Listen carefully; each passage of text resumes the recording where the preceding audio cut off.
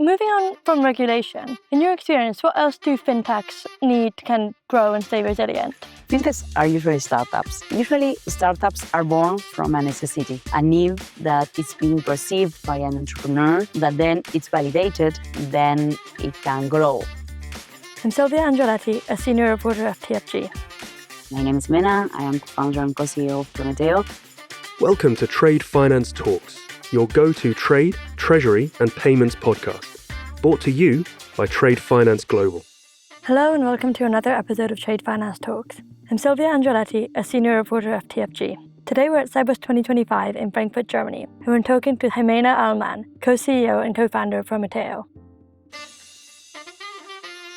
Why don't you start by telling us a little bit about yourself and what brings you at Sibos today? Hi, happy to be here. Thanks for having me. My name is Ximena. I am co-founder and co-CEO of Prometeo. So Prometeo provides a single point of access to banks across the Americas. We are the largest open banking platform in the region. We are providing a single point of access to banks in this place of the world, aggregating more than 1,200 financial institutions in our platform from 11 countries. So our mission is basically to bridge the infrastructure gap between these countries, and the US, Mexico, Brazil, and what we call the long tail LATAM. Usually we approach the US and LATAM is more than 30 countries, each of them with its own taste of financial infrastructure. And so basically what we are trying to do is to help in the connectivity, the interoperability with the region. This is my second time at Sibos. Very happy to be here. What brings me here is, of course, meeting with customers, meeting with partners, saying hi face to face. Usually it's great. It's a great time of the year. And I think it's also a great time of the year for us to refresh our sense of what's happening in Europe in terms of financial infrastructure, like what is that banks here are doing, understanding the region and what worries them, what they are embracing as new, what's their vision. And usually that helps us to benchmark a little bit to understand what's the difference towards what's happening in LATAM and the US. I feel like Sibos is something that provides proximity for us, makes the world a little bit smaller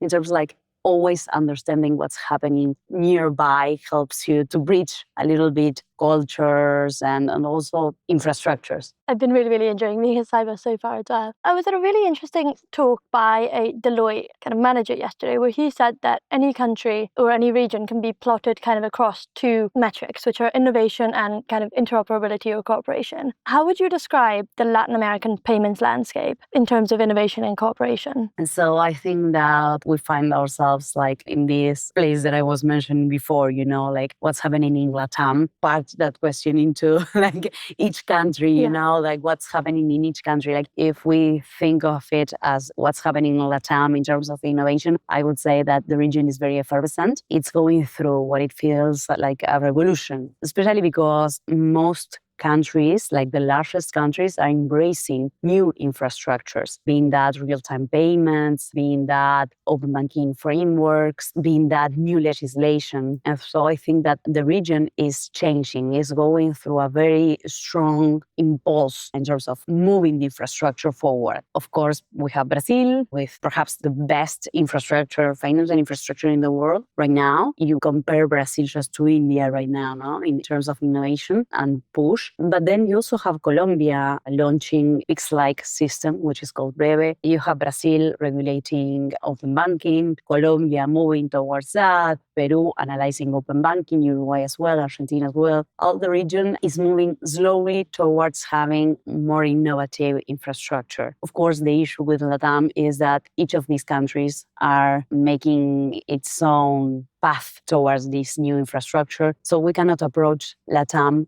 as a region as we could with the US or with Europe. We have to approach it country by country. And I feel like that's where Prometeo becomes a relevant player, aggregating all of this infrastructure and providing a swift access to it. Thank you so much. Going back to what you were saying earlier about Sibos kind of making the world smaller, what do you think the effect of foreign regulation is, for example, Europe's, upcoming verification of pay rules? What do you think the effect of that regulation is then on foreign countries, for example, like Latin American national regulators? For LATAM, Europe, in terms of regulation, it's always a benchmark that it's considered. It's relevant. What happens in Europe, usually it's like a lighthouse towards what would happen in Latin America. And regulators are always very eager to understand what Europe has done. Usually Europe is very well regarded by Latin American regulators in terms of compliance, data protection, how the user is protected. In the end, that's what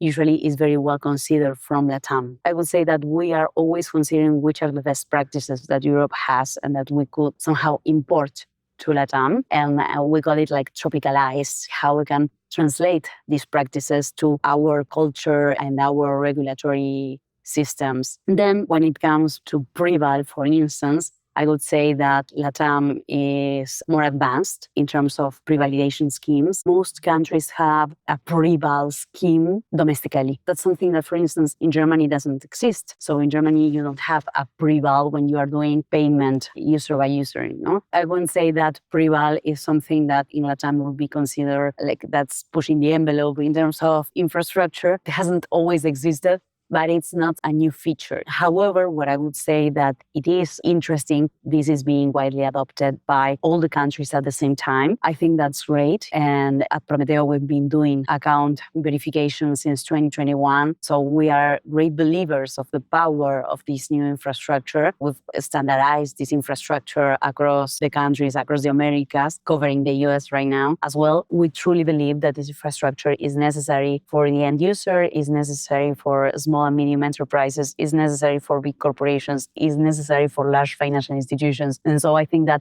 the whole ecosystem benefits from this happening. So speaking up, you recently wrote a really, really interesting article for the World Economic Forum on kind of how regulators are working with kind of payments providers in Latin America to promote growth. So often you hear about regulators, especially in the fintech space, stifling growth or, just not understanding what fintechs need. But I think in your article you said that. Why do you think regulators have been so successful in that region? Something that regulators have done that I think it's very interesting in Latin America is try to push the infrastructure so it can be widely adopted. Regulators in Latin America, financial inclusion has been key endeavors. Latin America was a region like 10 years ago, like 50% of the population was excluded from the financial sector. During the last 10 years, that has been almost double across countries. Like I'm talking right now as Latin America as this great region, and this has changed in all of the countries at the same time. That being pushed by neobanks, of course, Nubank, that being pushed by large fintechs providing lending, like Quesqui Confio in Mexico, amazing examples of that. Great wallets that have been pushed by large financial institutions, for instance, Bancolombia with Nequi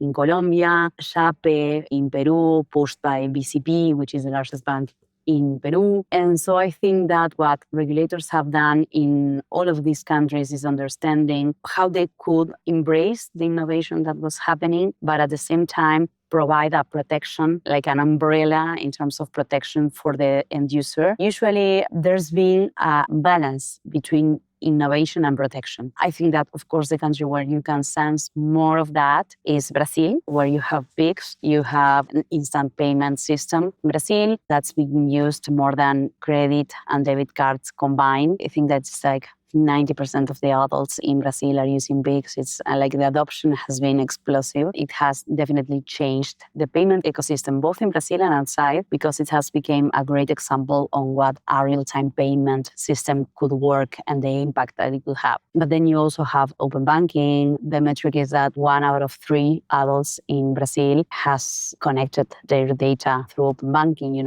That puts Brazil as top user of open banking infrastructure, more than the India and more than the UK, for instance, and Europe as well. And so I think that what Brazil has also done very, very well is that the central bank had a vision. It stick to that vision and push all the industry towards that vision. And so being able to align incentives in a country so big as Brazil with traditional players so strong as Itaú and Bradesco, I think that's very impressive. And I think that became a lighthouse also for the rest of the region Definitely Colombia has considered the Brazilian experience. Definitely Peru has considered the Brazilian experience. And so when you see what regulators are doing in these other countries, they are thinking about what Brazil has done. That creates a lot of precedent for the region in terms of innovation and financial inclusion. That creates a success feeling when you feel like something has worked. It's not impossible, it's doable. And so it becomes approachable. And so I think that's the feeling about what regulating for success is. Hey, enjoying the episode? Tap follow for more. Done? Let's get back to it. That's really interesting, and I think the UK and Germany should learn from it, that success story as well. Moving on from regulation, in your experience, what else do fintechs need to kind of grow and stay resilient? Fintechs are usually startups. Usually, startups are born from a necessity, a need that is being perceived by an entrepreneur, that then it's validated, then it can grow. That's the private sector. Fintechs are born once an entrepreneur understands that there's a need in the market that hasn't been satisfied somehow. This entrepreneur believes that he can somehow build something that will satisfy that need. And so that per se creates a business model that creates a company, an enterprise later, like this startup that can grow. It can become less or more big. It depends on other factors. But I would say that productive unit, which is the startup, for being successful, doesn't need external factors to protect it. I think that there are two things that are crucial. The entrepreneur being able to navigate the need and how he can create value or deliver what is being needed. The first one, I would say, is regulatory certainty. I think that's capital. We've talked about this earlier before. I think that being able to guarantee to the entrepreneur that its efforts, that he can play in a level field, that's very important, especially in the financial sector, that it's a very, like a heavily regulated industry. Besides that, I would say that the other thing that a fintech or an entrepreneur needs is resources. And so being able to attract resources, that's also important. I think that in Europe and the US, it's easier to attract capital and attract resources. Usually, like the ecosystems are already prepared to serve the funding needs of a startup. That's less easier in other regions, for instance, Latin America, where the ecosystems are less mature. And so attracting funds, attracting capital, it's per se part of the founding team challenges that it has to navigate. But I would say that from a macro perspective, those are the two things that external from the startup, but that radically impact how the startup can thrive. You talked about regulatory certainty, right? That's one of the two key things that startups need. What do you think the impact is having of the tariffs, like US tariffs, or kind of the geopolitical uncertainty around the world? Do you think that's having, because everyone's talking about uncertainty, right? All of the panels. Do you think that's having an effect on kind of payments fintechs or fintechs in general in Latin America? I think that the US tariffs announcement a couple of months ago had an instant impact because it felt like the world was moving towards a direction that was radically different from what was previous to that, And so I think that it had a shock effect, but later it felt like the industry was able to somehow metabolize that. What I do think is that these external shocks, like the tariffs or whatever, it could be also AI adoption, like what's happening with AI and how this will impact financial services. It feels like something exogenous to the industry that it's impacting heavily. I think that all of that, what creates, it's an urge for more efficiency in the industry. And that's a driver for innovation. That's a driver for our customers, being that payment providers, large financial institutions, local financial players, to adopt new infrastructure that makes the money flow more efficient. And so I think that at the end, anything that happens can be translated into that. How can we create more efficiency into what we are doing? And that creates incentives to adopt new things, to try new things, and so that's a direct driver for innovation. Absolutely. Speaking of AI and AI implementation, can you talk a bit about how banks and payments provider can use AI on the customer-facing side to improve efficiency, as you said? Definitely, we are very bullish about what's happening with AI, in particular agentic banking. So for a long time, we have been building this large API that aggregates account verification, account-to-account payments, pay-ins, payouts, 1,000 financial institutions through a single API. I would say that since this year, the first Q of this year, we launched our first MCP so that agents can perform operations through our infrastructure. Day zero, again,